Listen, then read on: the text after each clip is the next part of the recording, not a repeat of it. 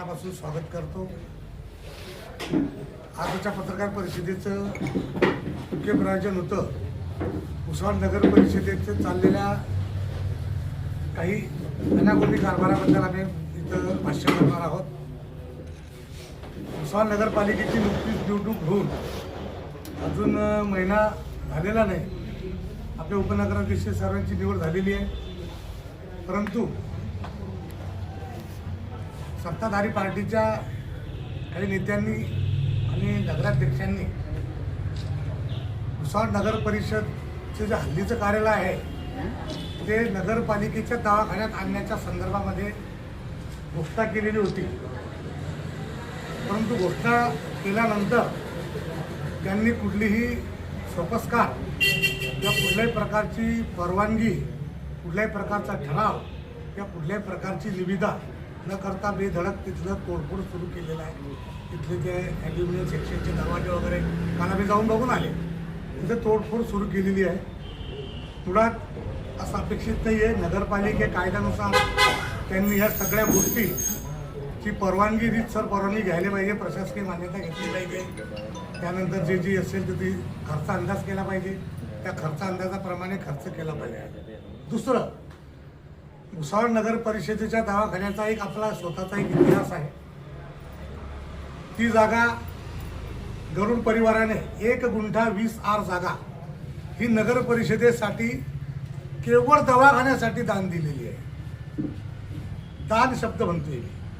त्यामुळे आणि त्या काळात एक समिती होऊन त्या म्युन्सिपाल्टीच्या दवाखान्यासाठी नगर परिषदेने स्वतःचे 11,000 रुपये खर्च केलेले आहे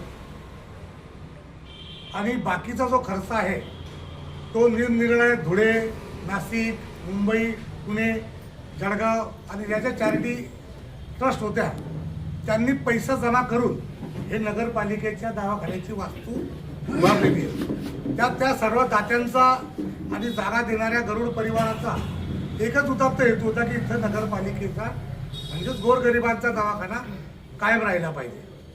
आज त्या मूळ उद्देशाला हरताळ बसून काही गरज नसताना त्या नगरपालिकेचं छोटी आहे असं सांगून इथं आणण्याचा घाट जो रचला जातोय तो मुळात चुकीचा आहे।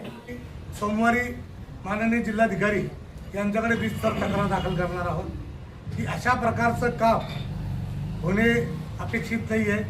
एवढी घाई गर्दी कशासाठी आणि का? ज्या नगरपालिकेला कोणी कोंडवाडा म्हणत असेल तिथं गोरगरिबाचा दवाखाना त्या कोंडवाड्यात तुमच्या शब्दानुसार कोंडवाड्यामध्ये का पाठवताय?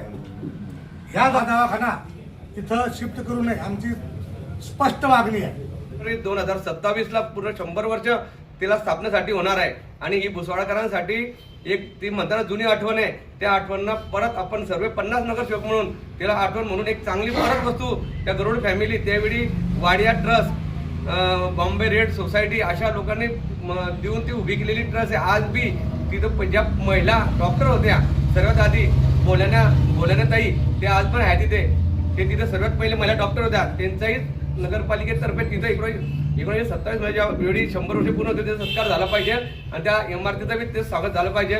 मी अपेक्षा करेन की तिथं दवाखाना जायला पाहिजे आणि एक मोठा दवाखाना झाला पाहिजे। तो शहरासाठी नसून तो येणाऱ्या 5 तालुक्यासाठी काम केलं पाहिजे त्या शहराने। इकडे वरणगाव, बोदवड, मुक्त्यानगरांना सर्व जळगाव, सिव्हिलला जावं लागतं, त्यांनी शहरामध्ये यायला पाहिजे। ही आमच्या 50 नगरसेवकांना ही अपेक्षा आम्ही नोंदवू। उपस्थित सर्व पत्रकार बंधूंचे हार्दिक स्वागत। आज भुसावळात सत्ताधाऱ्यांनी जो काही घाट घातलेला आहे नगरपालिका हलवण्याचा तो अत्यंत चुकीचा आहे।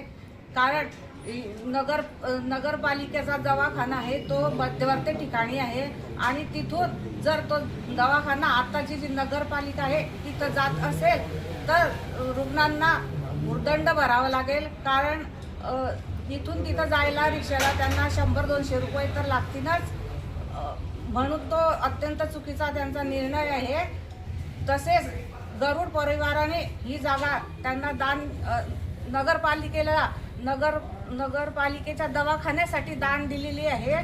त्यामुळे तिथं त्यांचा असा मानस होता का इथं अविरतपणे ही सेवा चालावी, पण जर आताचे जे सत्ताधारी असतील ते त्यांच्या स्वार्थासाठी जर हा नगरपालिका हलवण्याचा प्रयत्न करत असतील तर ते अत्यंत चुकीचं आहे. त्यासाठी आम्ही सोमवारी जिल्हाधिकाऱ्यांना याबाबत पत्र देणार आहे.